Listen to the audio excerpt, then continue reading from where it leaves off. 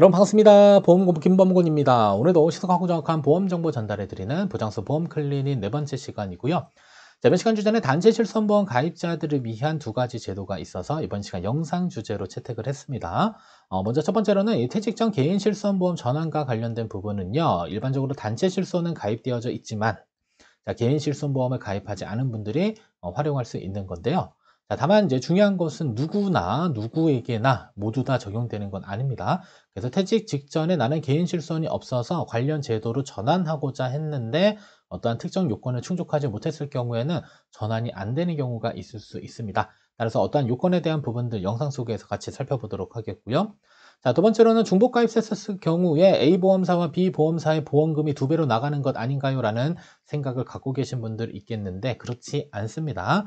중복 보상되는 게 아니라 비례 보상이 됩니다. 각각의 보험회사별 가입 금액의 한도로 비례 보상 적용이 되는데요. 자, 이랬을 경우에는 단체를 납입 중지하든지 개인 실손을 납입 중지하든지 둘 중에 하나는 납입 중지할 수 있는 이러한 제도가 있습니다. 다만 단체를 납입 중지해야 되는 건지 개인을 납입 중지해야 되는 건지 그런 부분에 대한 기준점 이번 시간 영상 속에서 같이 모두 살펴보도록 하겠습니다. 자, 그러면 본론 들어가기 앞서 여러분들 구독, 좋아요 하나씩 꼭 눌러주시고 이번 시간 영상 끝까지 시청해 주시면 감사하겠습니다.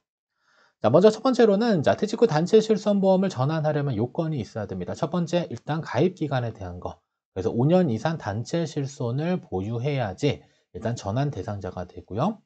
자, 두 번째로는 5년간 청구한 보험금이 200만 원을 넘기면 안 됩니다.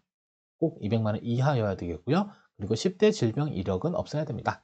여기서 말하는 10대 질병 이력은 암, 백혈병, 고혈압, 협심증, 심근경색, 심장판막증, 간경화증, 뇌졸중, 당뇨병, 에이즈가 모두 다 포함된다라고 보시면 되겠고요. 따라서 청구한 보험금이 200만 원 이하 그리고 10대 질병이 없으면요. 자, 이때는 아주 손쉽게 개인 실손으로 전환을 할 수가 있지만 만약에 해당 요건들을 모두 다 충족하지 못했다라고 한다면 사실상 퇴직 이후에 실손 의료보험을 신규 가입하는 것과 다르지 않습니다. 그래서 신규 가입과 같이 심사를 거쳐야 돼요. 그래서 과거에 청구한 보험 이력들이 많이 남아있기 때문에 사실상 보험회사 입장에서는 썩 좋아할 리가 없겠죠. 그래서 특정 질병에 대해서는 자, 보상을 안 해주는 부담보를 잡는다든지 자, 혹은 가입 거절이 될 수가 있습니다. 그래서 건강하다라고 생각되시는 분들은 사실상 개인 실손 안 가입하고 있다가 단체 실손에서 개인 실손으로 그냥 손쉽게 전환하거나 아니면 신규 가입을 하는 부분이 있고요. 만약에 나는 왠지 건강이 좋지 않을 것으로 생각이 된다라고 한다면 이때는 단체 실손과 개인 실손을 모두 다 보유한 다음에 둘 중에 하나는 납입 중지를 시켜놓는 게 훨씬 더 나은 선택이 될 수가 있습니다. 그래서 무조건 전환될 수 있는 것들은 아니기 때문에 요건을 잘 충족하시고요. 내가 건강이 조금 안 좋을 것 같다라고 한다면 먼저 빨리 개인 실손을 가입하는 게 중요합니다. 자, 그러면 언제까지 해야 되냐? 바로 1개월 직전에 해야 됩니다. 퇴사 직전 1개월 이내 신청해야 되겠고요. 그리고 직전 단체 보험이 가입된 보험회사의 실손으로 전환 신청이 되는 겁니다. 예를 들어서 그냥 A 보험회사의 단체 보험에 가입했다. 그러면 A 보험회사의 실손으로 전환되는 거. 그러면 A 보험에 단체 보험 가입되어져 있는데 B 보험사로 전환할 수 있냐? 전환은 할 수 없다. 이렇게 알고 계시면 되겠습니다. 됐죠? 그래서 여러분들 실손보험이 없다라고 한다면 그래도 미리 가입하고 차라리 납입 중지하는 게 조금 더 낫지 않을까 생각이 들고요. 자, 세 번째로는 단체 실손과 개인 실손 무엇을 납입 중지하는 게 좋을지 납입 중지 제도입니다. 그래서 단체와 이제 개인 실손이 모두 다 중복 가입되어져 있다라고 한다면 하나는 중지하면 되는데 일단은 개인 실손을 납입 중지하는 건 어렵지 않습니다. 그냥 여러분들이 가입한 실손 보험회사에 직접 신청하시면 되는 거고요.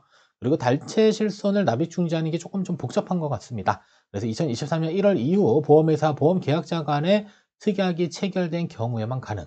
만약에 특약이 체결되지 않았다라고 한다면 개인 실손을 먼저 이렇게 납입 중지를 할 수 있다라는 점. 그리고 회사 거를 납입 중지했다라고 한다면 환급보험료가 생길 수 있겠고요. 그런 환급보험료는 누구에게? 종업원, 즉 근로자에게 지급을 하게끔 되어져 있습니다. 자, 그러면 단체 실손도 되고, 자, 개인 실손도 납입 중지가 모두 다 가능하다라고 한다면 한번 비교를 해보는 겁니다. 누가 더 많은 보상을 해주는가? 그래서 보통의 대기업이나 과거에 도입된 단체 보험의 경우는 일반적으로 개인이 가입한 실손 의료보험보다 보상의 크기가 큰 경우가 있습니다. 그래서 어떠한 둘 중에 하나를 납입 중지해야겠다라고 판단되시는 분들, 이때는 단체 실손에서 보상받을 수 있는 크기와 개인 실손에서 보상받을 수 있는 크기들을 같이 한번 비교해서 둘 중에 유리한 걸 살려놓고 불리한 것을 어떻게 하는다? 납입 중지하는 게 조금 더 괜찮은 방법이 될 수가 있습니다. 자, 그리고 나서 이제 중지된 실손보험을 재개할 경우 일단 재개 시점에 판매 중인 상품 혹은 중지 당시에 가입한 상품 둘 중에 하나를 선택할 수 있게 됩니다. 근데 왠지 아마도 이 그 재개 시점에 판매 중인 상품으로 대체적으로 좀 전환이 되는 이러한 실정이다라고 보시면 될 것 같고요. 네, 제도상에는 둘 중에 하나를 선택할 수 있다는 점. 자, 그리고 단체 실손보험 종료 후 1개월 이내 재개 신청을 할 경우 별도의 인수심사 절차 없이 재개할 수 있지만 1개월이 초과하게 되면 이때는 어떻게 될까요? 또 신규 가입을 해야 되는 경우가 있습니다. 그래서 놓치지 말고 바로바로 신청을 해야 될 필요가 있다는 점 꼭 기억을 해 주실 필요가 있을 것 같습니다. 자, 그러면 어떠한 제도를 선택하는 게 가장 좋을까? 일단 건강 자신이 있다라고 한다면 여러분들 퇴직 전 개인 실손보험 전환제도 활용. 근데 사실상 미래 알 수 없습니다. 여러분들이 아무리 건강하다 하더라도 어느 시점에 건강이 나빠지는 것은 우리가 예측할 수 없기 때문에 저는 일단은 단체 실손보험과 일반 실손보험을 중복 가입을 해 주시는 게 조금 더 낫지 않을까라는 생각을 해보고요. 중복 가입한 다음에 둘 중에 하나는 뭐 하면 될까요? 납입 중지했다가 여러분들 회사를 그만두게 되면 납입 중지를 다시 재개해서 실손보험을 고스란히 유지하는 게 조금 더 나은 선택이 될 수가 있습니다. 따라서 이미 단체 실손과 개인 실손 중복 가입되어져 있다고 한다면 일단은 보장 범위, 그다음 보험료 등을 체크해서 재직 기간에 유리한 제도를 먼저 활용하시면 되겠고요. 그리고 하나의 단체 보험 실손만 가입하고 있다고 한다면 여러분들 미래를 예측하지 마시고요. 일단 가입하신 다음에 개인 실손과 단체 실손 둘 중에 하나 유리한 것을 납입 중지시키는 게 훨씬 더 나은 방법이 될 수 있다는 점 참고로 알고 계시면 좋을 것 같습니다. 자, 여기까지 시청해 주셔서 감사하고요. 보험 상담 필요하다 여러분들 댓글 참고하셔서 신청해 주시면 아주 친절하게 상담 진행하도록 하겠습니다. 여기서 이번 시간 영상 모두 마치도록 하겠습니다.